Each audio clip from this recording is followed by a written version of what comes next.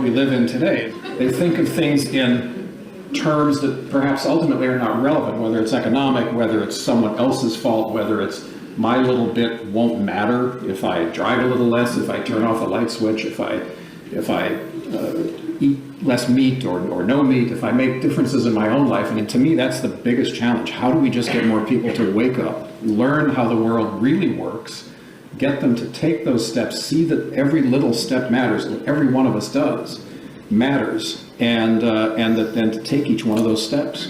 What have you found in your teaching that would help us move this country in that direction? Well, in a nation like this,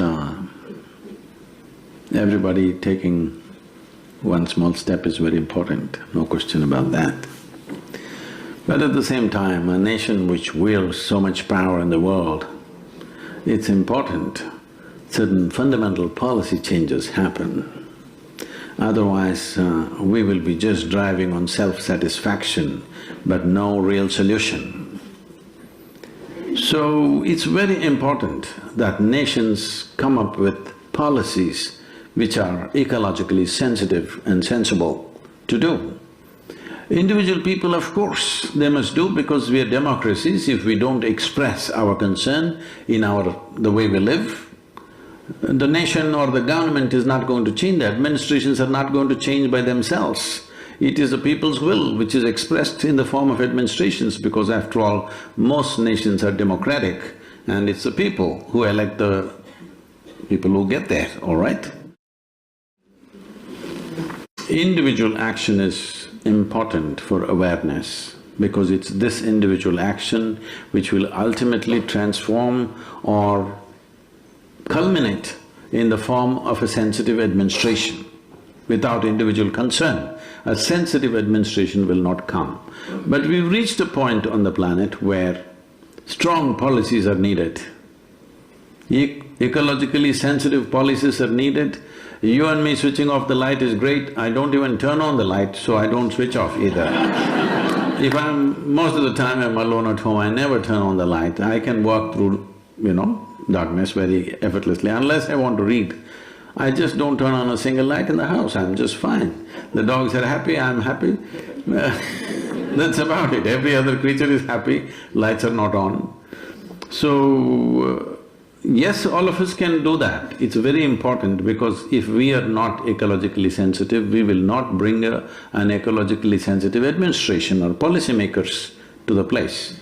But a time has come, strong policies are needed. Without that, there'll be no solutions, because the turnaround time, as I said, I'm not a doomsayer, but if we want to turn around this planet in terms of water, in terms of soil condition, this is something most people ignore in terms of ecology. The soil, the damage we have caused to the soil on the planet is the biggest. Other things may be visible, ice is melting somewhere, it's visible. But the damage to the soil we have caused across the planet is incredible and most dangerous, because this is where life evolves. You and me are just a little bit of soil. What was soil became food, what was food became flesh and blood.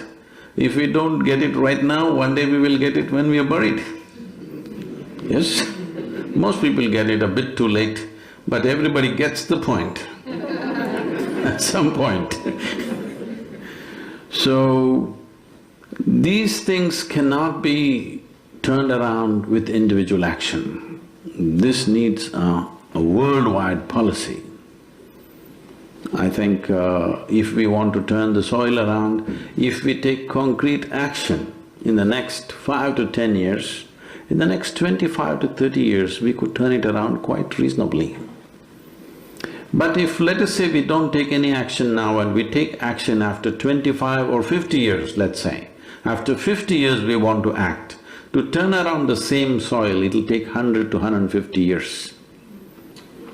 And that means 4 to 5 generations will go through tremendous, terrible states of life because soil is in a bad condition.